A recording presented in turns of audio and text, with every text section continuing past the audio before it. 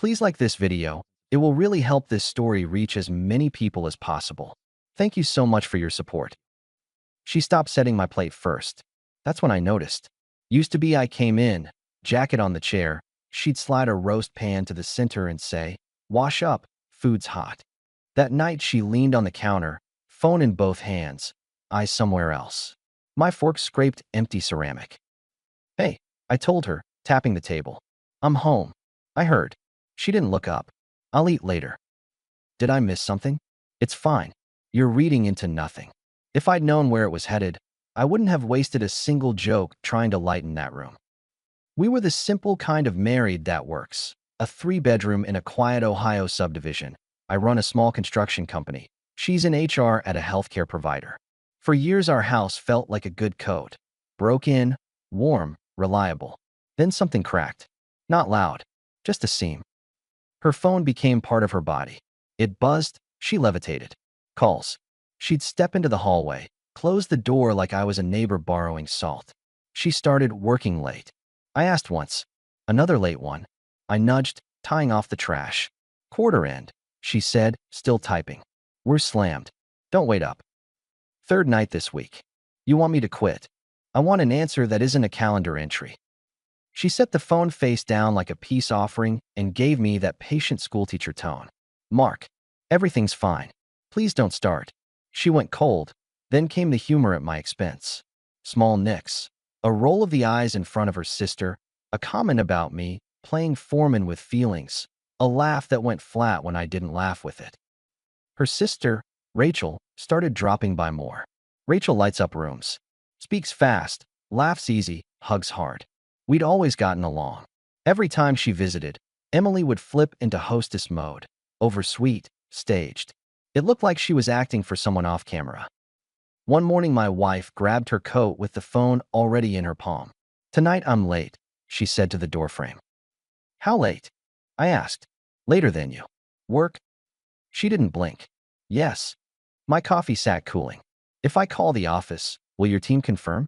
She smirked. "Are we doing high school now?" "Just asking what channel to tune to." "Don't wait up," she repeated, and the door closed on my question. I told myself it was a phase. Then I quit telling myself anything and watched. Next day, around 11, I texted her. "Let's grab lunch. There's that taco truck on 3rd. Can't. Wall to wall today." I looked from the text to my windshield. I was already parked across from her office, engine idling, phone on my knee. The glass lobby doors opened, and Emily walked out. Not a person choking on workload. Calm, clean lines, a fresh coat of lipstick she never wore to actual late nights. She scanned the street, ordered a car, slid into the back seat. I pulled into traffic 2 cars back. I've laid out 100 job sites. Following a sedan through downtown is just another layout with more brake lights. The car stopped at an Italian place on High Street.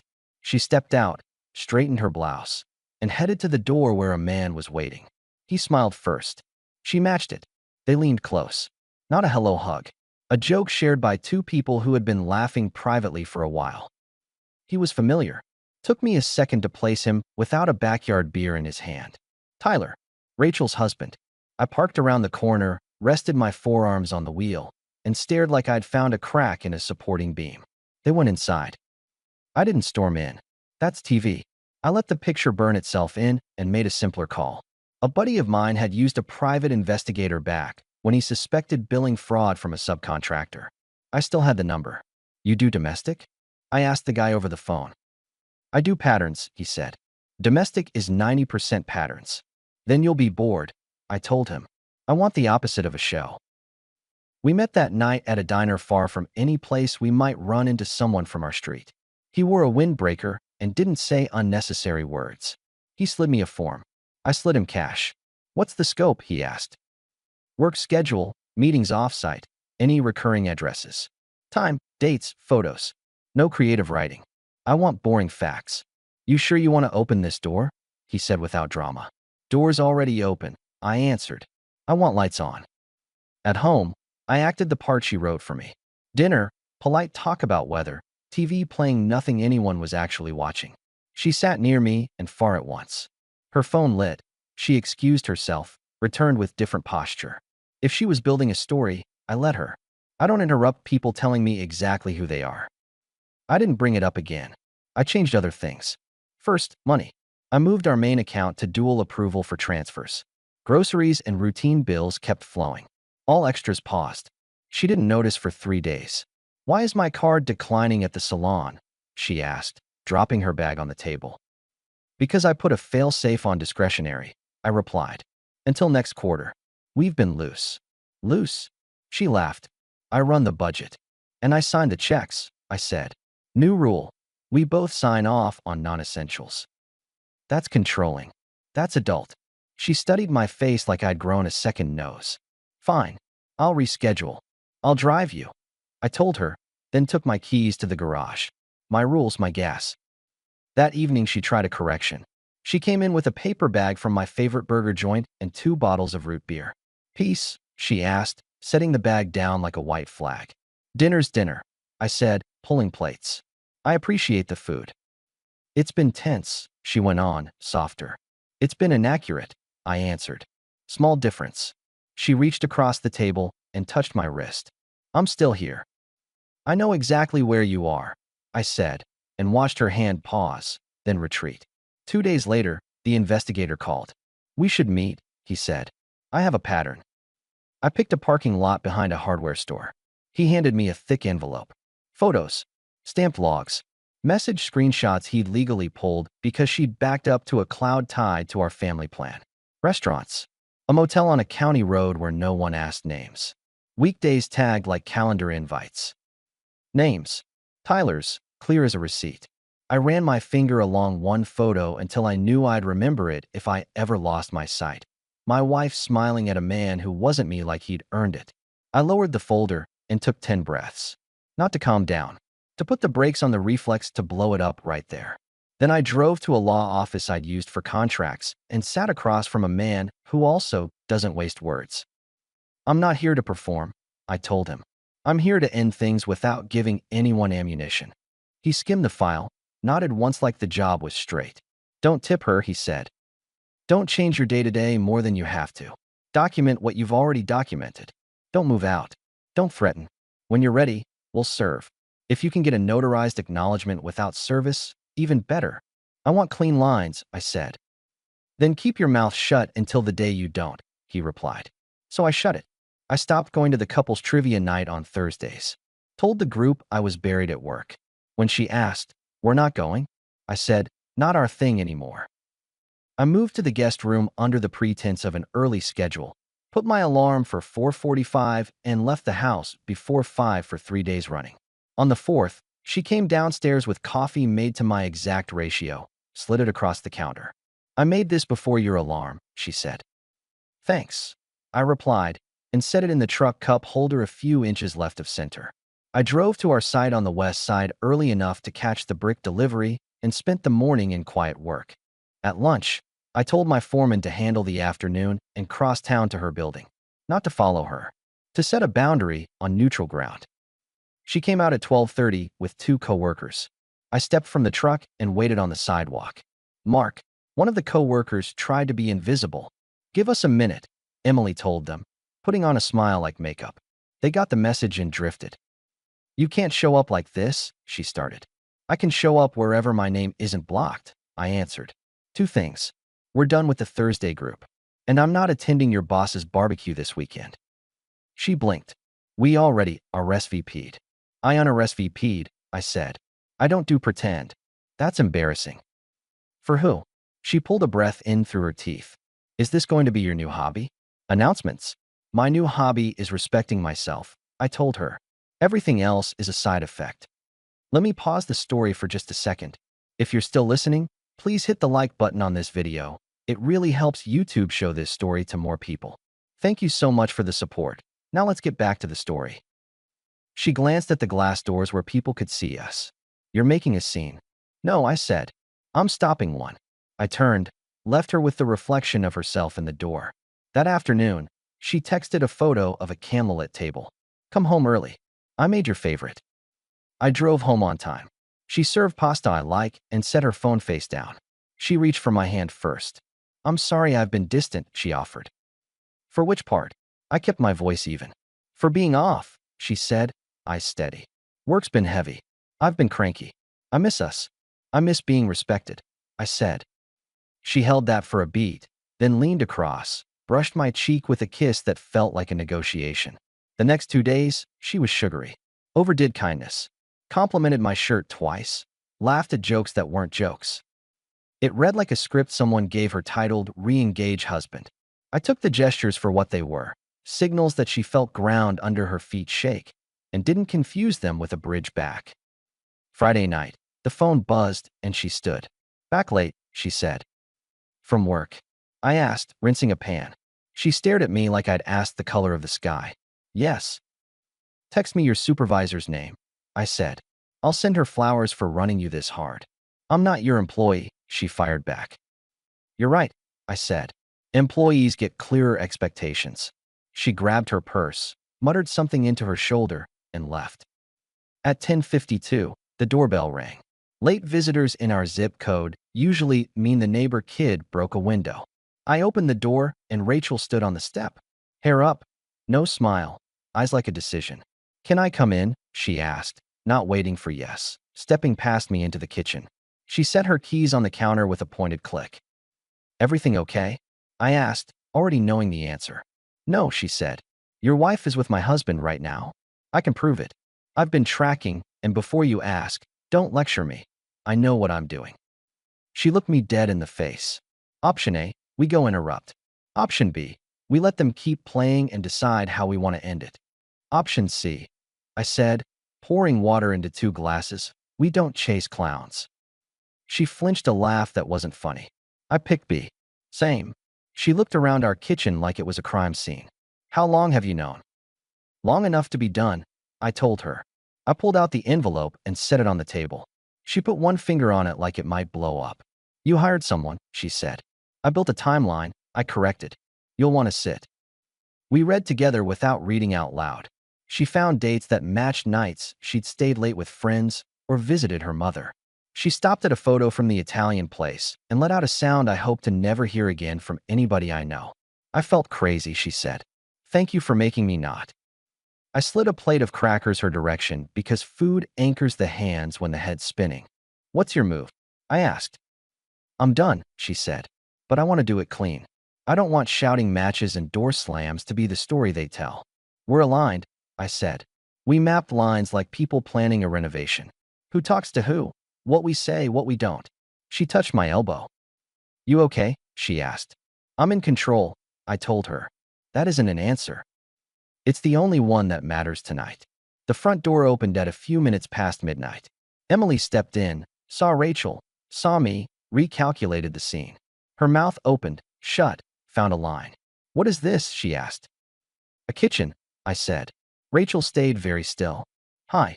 Why is she here? Emily aimed at me. Why are you just getting in? I returned.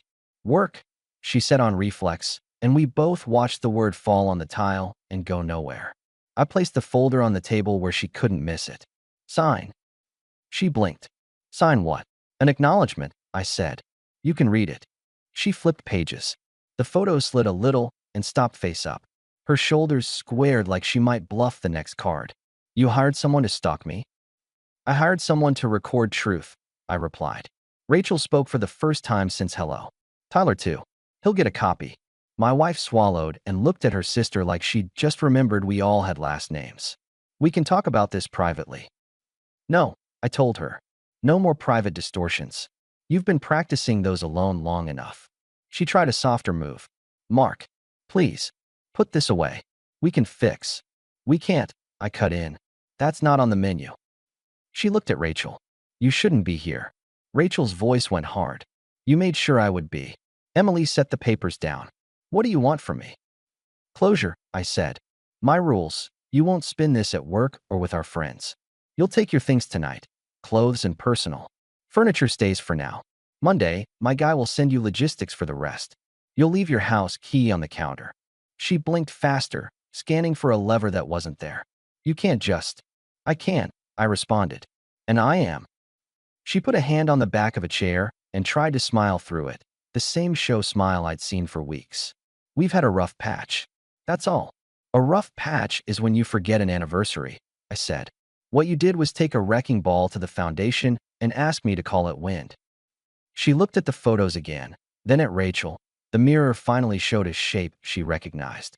She picked up the pen with a hand that suddenly looked smaller than I remembered and wrote her name where my lawyer had placed a sticky tab. The ink made a sound like a period. I'm sorry, she said to the table. To who? Rachel asked. To both of you, Emily said, voice fraying. Rachel nodded, once like she'd marked the sentence and never revisit it. Take your things, Rachel added. I don't want to see you touch anything of mine again. Ever. Emily turned toward the hallway, then back to me. You're really done. I finished 10 minutes ago, I said. This is me cleaning up. She wanted a fight. Wanted me red-faced and loud so she could leave the room believing she'd been pushed. I didn't give her that. I opened the hall closet, pulled her suitcase out, set it on the floor, and left the room. She moved through the house like a guest in a museum.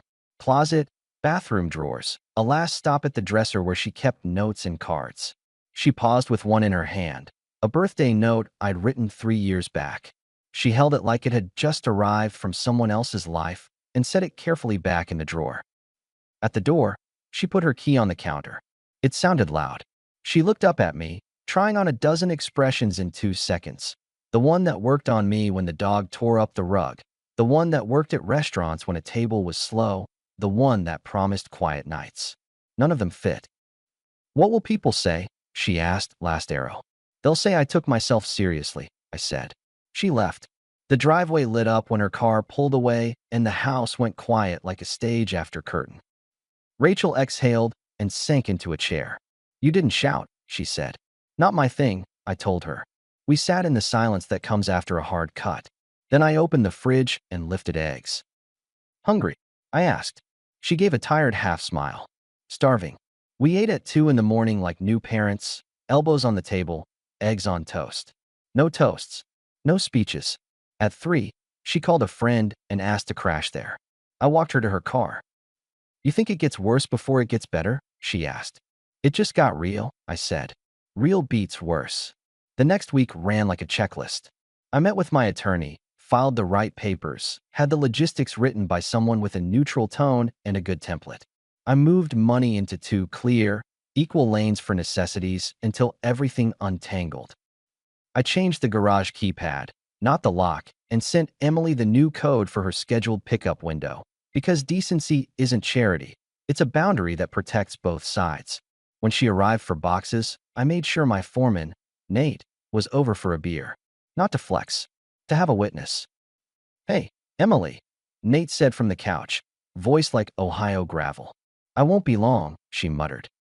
No rush, I answered, then kept talking with Nate about tomorrow's slab pour like this was any other Tuesday. It wasn't a show. It was my life moving forward with or without an audience. At work, I told the crew leads I'd be off my phone 4 hours that Friday morning. Personal logistics, I said. They nodded and didn't pry, because men who lift in the rain know how to mind their own business unless asked. Saturday, Rachel met me at a coffee shop across town, not our town, with a notepad. She had already met a counselor, had a list of steps, faces pale but steady. We sat with cheap coffee and a clean plan because grief needs something to hold besides grief. You okay? She asked again, and now I had a different answer. I'm better, I said. I don't like being lied to. I like being done even less. But I like being clear. She nodded at that. Same. Sunday, I opened the garage, rolled out my motorcycle, and cleaned it like any other weekend. 30 minutes in, our neighbor, Mike, walked up, hands in pockets. Heard anything? Mike asked carefully. I heard enough, I said. How's your lawnmower? He nodded like we'd handled the obligatory mail check-in properly. Cut's crooked. Bring it by, I said. I'll fix what you broke. A week later, Rachel texted me a photo of an empty closet. He's out, she wrote. I replied with a thumbs up and nothing more. That night, Emily called from a new number. I let it go to voicemail. There was a time when I would have felt rude about that.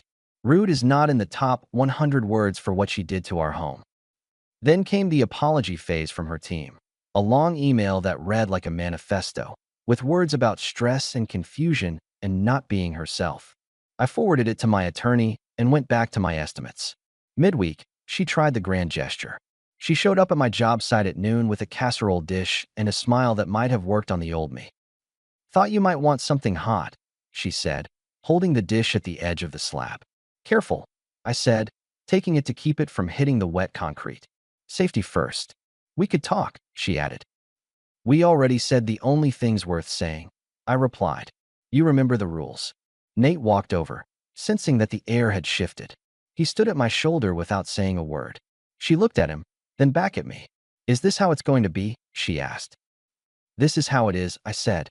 She left the dish, turned, and walked to her car. Nate nudged me. "You good?" "Better by the day," I answered, and meant it.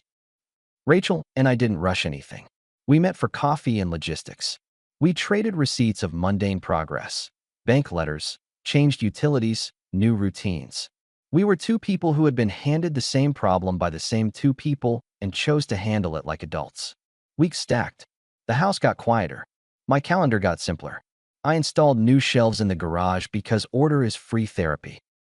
A month went by, then two.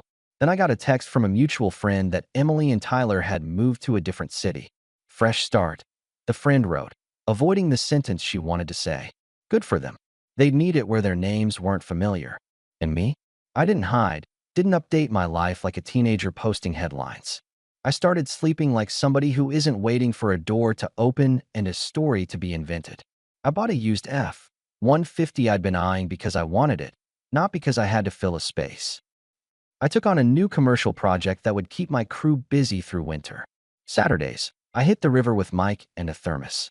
A month after the paperwork finalized, I met a woman at a friend's cookout who asked direct questions and gave direct answers. We took it slow. I didn't tell her a saga. I told her where I stood. As for Rachel, we kept each other honest. A text here, a check-in there. After enough time that no one could call it rebound or conspiracy, we grabbed dinner, not as co-plaintiffs in a bad script, but as two people who'd been through a storm and learned how to look at clouds. Maybe that goes somewhere. Maybe it doesn't. Either way, we're not hiding from our own lives. People ask sometimes, quietly, like the answer might break. What finally did it? As if one moment earns the credit. It wasn't the smell of wine on her coat or the dozen "don't wait up" texts. It wasn't the restaurant or the parking lot. It was this. A grown woman looked me in the eye and said nothing had changed while changing everything behind my back. Respect died there. After that, everything is just furniture and paperwork. I don't tell the story to get claps. I tell it because men need to hear a different ending. You don't have to burn it down. You just stop feeding fires you didn't light. You set rules. You keep them. When someone makes a choice, you make one too. The last time I saw Emily up close was months later at a grocery store I never used to go to.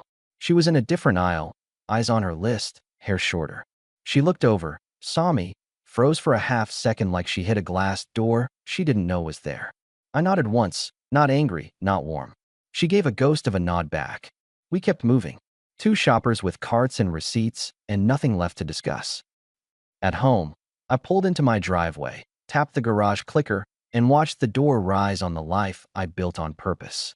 Tools on the wall, a truck that starts on the first turn, a coffee mug on the workbench from a woman who knows the difference between comfort and honesty.